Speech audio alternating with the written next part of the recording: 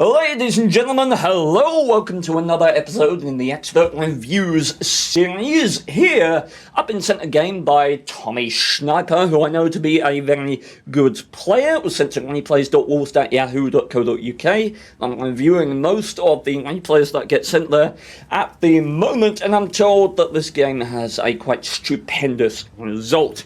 We're here in the AMX M454, a tank that was on the receiving end of a massive overbuff in the same scale as the T110E5 of old, or the Mouse back when it had 20,300 base hit points, or somewhere around there. What was it? 20,500 at some point, I think.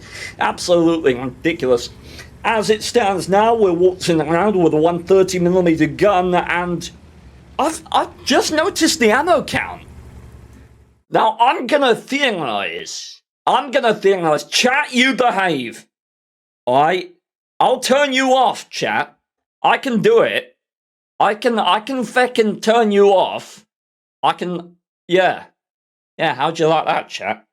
Now you can't say anything. Okay, anyway, I've just noticed the ammo count. You might think this is full of standard ammo. I am theorizing that it's actually not, and that's in fact full premium AP on the one key. And why do I think that? Well, because you got 250 base pen on this 130mm gun, 560 alpha damage, 250 base pen, 0.33 accuracy and a 2.2 second aim time. I'm guessing here we're going to see the premium pen come up of 296.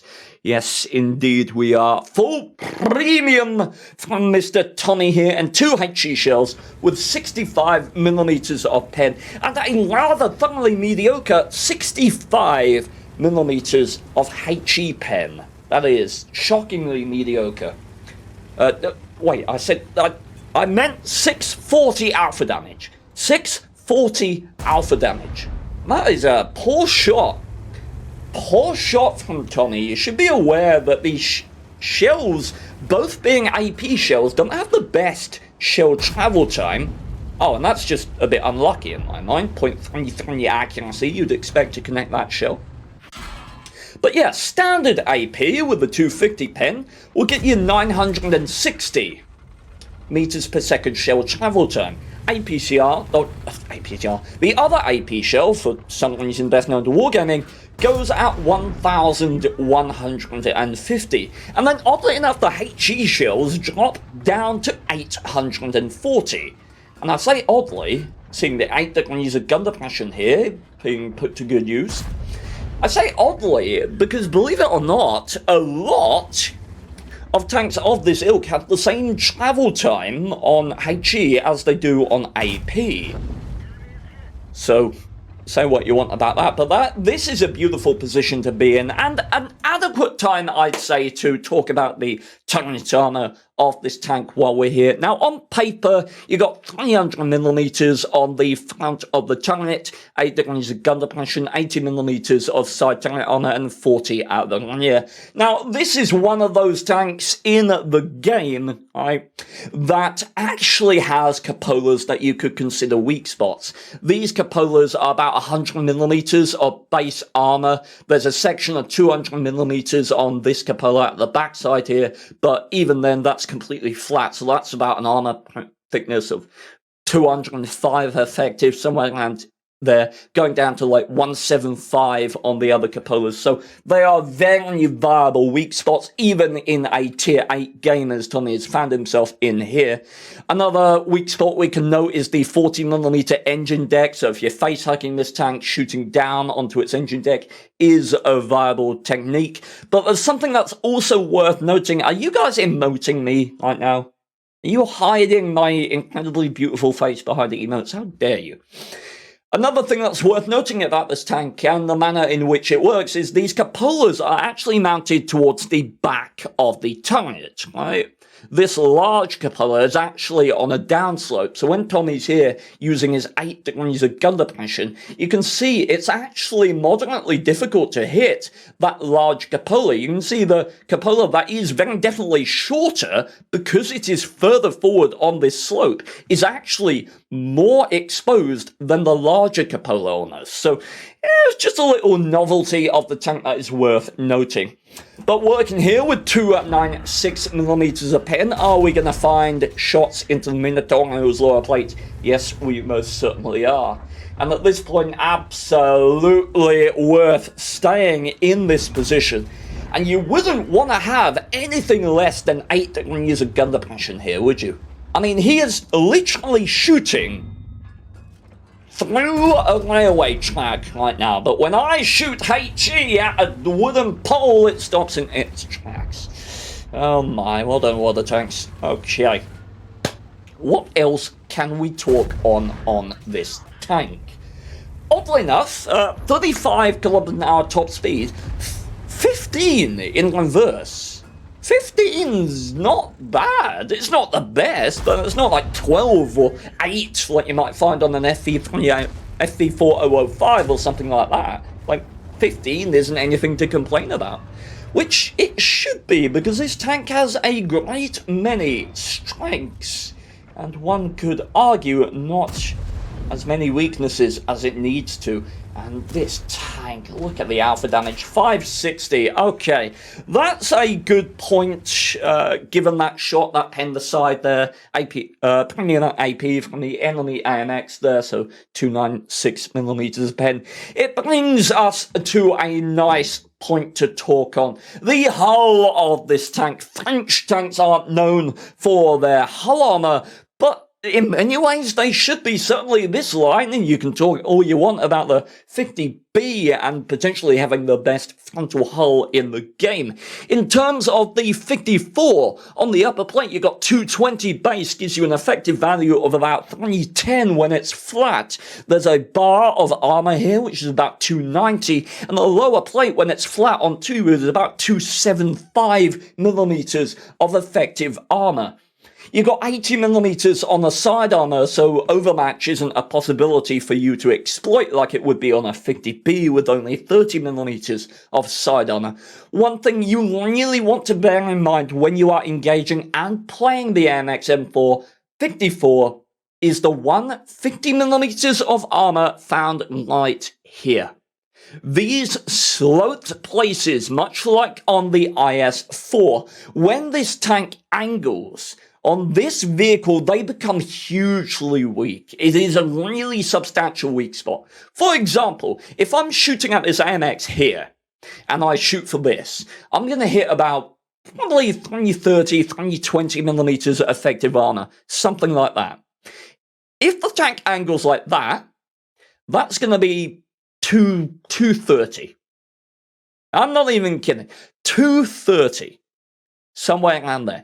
A lot of tier 9 tanks and pretty much every tier 10 tank in the game is going to be able to pen that 90% of the time at that angle. Gets even worse if you do it like that. So if you see an AMX 54 and it's on even a slight angle like this, don't go for the lower plate, don't go for the upper plate, just shoot there and you will find yourself penning every single time. And it is something you should appreciate when facing this tank, because if you don't appreciate it, it is likely to bite you in the booty, because this tank is fierce, not just with the 560 alpha damage that we are seeing right there. So, is 8 degrees of gun depression going to be enough to work this position? And yes, it is. 8 degrees of gun depression isn't like your Swedish heavy tanks, not up to 12. It's not even the best. It's not a super conqueror with 10. But 8 gives you the ability to work a lot of positions that would be entirely alien to other tanks that adhere to this kind of hold-down monster gameplay. And the good thing is, and this is something that I've talked on many times before, if you have gun depression and you also have turret weak spots, you should try and use as much gun depression as you possibly can. And this is a lesson that gets sort of drilled into your head when you are engaging and playing tanks such as the M103, for example, which is another tank with 8 degrees of gun depression. Now, the M103 has a massive weak spot on the back of its turret. But one thing we want to be aware of is that, as we talked on, with this cupola at the back, if you imagine that is a huge weak spot, and this turret pokes like this weak spot gets harder to hit the more gun depression you use. Because, as an example here, this is what the enemy are seeing now when I'm using 8 degrees of gun depression. If I'm only using 2, what do the enemy see? Well, they see that. They have a clearer shot at the cupolas, and this is something really important to consider when you have turret weak spots, is try and use a position where you are using a greater extent of your gun depression, because it increases the likelihood that the enemy aren't going to connect with your weak spots, or even in some cases have a shot at them at all. Now, something else we should consider, this is a 10-minute game because it is an assault. And that Yuda is really not having the awareness that would have been required there. This is an assault game. What I might consider doing now is relocating over to here, cutting off the line of fire of these guys, because I can't really engage on this corner anymore, cutting off the line of fire of those guys, getting to this position, seeing if I could solo engage this AMX M454. I've got more health than him. I reckon I can beat him in a brawl, so I'd go over there and make that my next port of call. We shall see if Tommy is on the same page here. Looks like he might well be. Is he gonna find it? No, don't. It's... Tommy! Why? Come on, you know what it's like to play that tank. Stop bullying it. Ah, disgusting. Okay, Tommy, come on, 4 minutes now. That's a good lad. Okay, probably worth it in the grand scheme of things. You took out a tier 10 that was blocking you from progressing, so I'd say that was worth it. It's trading health, right? So I've no problems with you poking there to take that shot.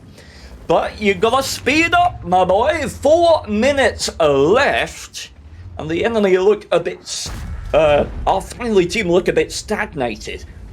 And how good does it feel to have .33 accuracy on a 560 alpha gun? That's really good. I mean, really good for a 560 alpha. And you're not gonna connect this. Going for just base pen right dead center, the mantlet of the Conqueror there. You can get a pen by shooting a high pen APCR at that location. So Tommy certainly knows what he's doing in that regard. But now what do you do? Very high health conk. Okay, this is important. This is important. And this is something that I have talked on many times again and again and again, right? If someone who has an inherent advantage over you in a one-on-one fight, a Conqueror is going to beat an AMX M454 if they all pen all of the shells, right? Even though it's tier 9, it has better DPM. Same with the Super Conch, right? If that tank gets into close quarters on level ground, face-hugs you, it's likely to win the engagement, far aside from the fact that he has about twice the health of Tommy in this situation. What that means is that it is better to make the engagement now. While he is moving in, what do we know about a tank while it's moving? Well, its gun's dispersing. It's less accurate, right? It's less likely to be able to put the shots, put the damage where it wants to. So you have a greater chance of surviving if you engage and put the damage now, take away his power to assert himself now before he has his ideal engagement. It is more favorable to engage him now than it is to wait for him to get close to you, which is exactly what Tommy's doing here. What I don't like is Tommy's angle. Hopefully he'll straighten it out as he comes over the top here. But with a Conk's pen, yeah, you could certainly go through the drive wheel in this situation, potentially take Tommy's tracks off, and potentially, if he didn't have a repair kit, that would be game over. We shall see. Can straight people play this game too? No. Only homosexuals and queer transvestites like me, fine sir. Get out. Okay, anyway, alright. Straight through the upper plate of the Conk there. Conk not known for its hull armor, but you would like to see the upper plate bouncing shots like that. Okay, and now what do you do? This is risky, but... Oh, that... Tommy's not going to be happy with that one. Panicked, and we all do it, you know, do I want to fall back? Do I want to go for the shot? Do I want to fall back? Eventually did almost both at the same time, and as a result missed a shot. Alright, now, Conk on the launch line, it's scary, it's difficult, you have... Oh, wow! Wow, I'm very surprised that that AMX got taken out by that cross shot. Look at the Viperia killed him! From here! How... He was that must have been a ridiculous shot from the Viperia. Engaged by the T-30 as well. Wow. I was about to say he has no cross support in terms of crossfire, but that's... Yeah, maybe aimed at the T-30 and killed the AMX. That'd be hilarious. Tommy's been bullying him the whole time, so... Okay, so, difficult situation. You're likely to take a pen here. He's going to reload in time to get the track shot. With 560 alpha, you're most likely going to blow the tracks off. This Conqueror here does have improved hardening. You can see that from him being at over 2,150 hit points. So the track is going to be a tad more difficult, but I would expect the drive wheel to come off here. And at that point, what do you do? This is a really interesting maneuver, actually. A really interesting choice, because what I might be tempted to do is track this guy and then drive over this ledge. I might be tempted to do it because I can drive over, then start coming towards him, and also I have this rock cover. But I think staying here and using maybe this Chauffeur will be the play. We'll have to see. Let's go! Track shot, tracks do come off. Late repair by the Conqueror there, and is he gonna get... Okay, that is basically perfect armor awareness by Tommy there. You can see he's not presenting the 150mm weak spots, just going flat on. He knows the Conk is firing AP, which means he's not going to be able to pen the 275 on the lower or the 310 effective. One thing that might be worth bearing in mind is the upper plate is 220. This Conk is shooting down at it, so if he had been firing premium APCR, likely could have gone through the upper plate here. As it happens, he wasn't. Potentially Tommy knew that, and that's why he angled the way that he did. Now, at this point, something that's interesting to note is, do you close? Do you close? This guy, from what I saw, yeah, he's aiming at your hull armor. He's less likely to pen your hull than he is your turret. We know these cupolas are 100mm thick. He is above you. He's got a fantastic shot at those cupolas. He is not taking it. What happens if we close quarters? Well, even with his 10 degrees of gun depression, the closer we get to him in this situation, the only place that he can aim is our cupolas, which is the best place for him to aim. So if he's going to sit there and aim at my hull, I'm going to keep my distance and let him, because that favours me. 12.85 seconds of reload, and the tracks come off again, and I think we might have a cupola shot coming at Tommy here. No, he's still aiming at the hull. Look at that. 466, quite a low roll. And the G-Sort appears just in time from the point of view of that Conk. And okay, at this point you want distance. It was a nice maneuver for Tommy to get distance there. I don't know.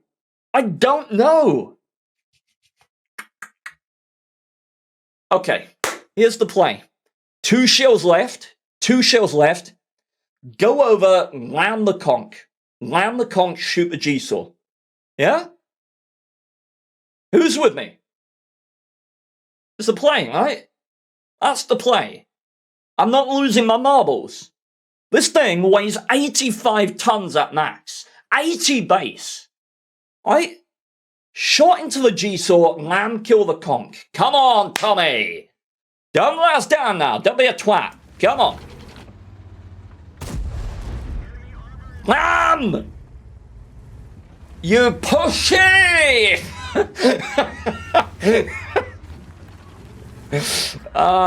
Come on. Oh, okay. 296mm of pen. And we're down to HE. 65mm of pen. G-Saw's missed 1. Needs to miss another, and you can't die even with the... Okay, lamb. There it is! 85. Woo!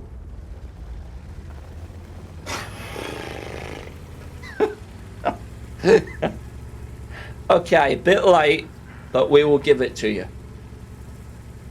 Blimey, man. Whittle down the HP first, yeah. Certainly not a bad play. And certainly keeping you calm under pressure. Ladies and gentlemen, that is 11,000 damage. 11,000 damage in the AMX M454. A Top Gun as well. 1 shell away from getting himself the Fade-ins medal for... Oh no, it wouldn't have been the Fade-ins, would it? Because it's killing the last remaining enemy tank on the enemy team with the last shell in your tank. Not a Fade-ins. 90% sure that's the Fade-ins, but yeah, that was a wonderful game. Lots of things to talk on, lots of examples of minute plays and decisions. Tommy's obviously a very good player based on a lot of the minor decisions that he made in terms of positioning, in terms of target prioritization. And yeah, really nice to see. Really enjoyed this game. So, ladies and gentlemen, that was it. Say hi to YouTube, Twitch chat. They always love to see you, those peasants over there in the YouTube comments section. Imagine not being able to be banned live on YouTube by making homophobic comments in chat. Imagine that. I saw that, Peabody. I saw... Who banned the guy who came in asking about gay people? Was that you, or was that one of the mods? I caught that. It was beautiful. Okay, right then. So, chat, thank you very much for watching. Join us on Twitch if you'd like to. We stream on weekends and Mondays.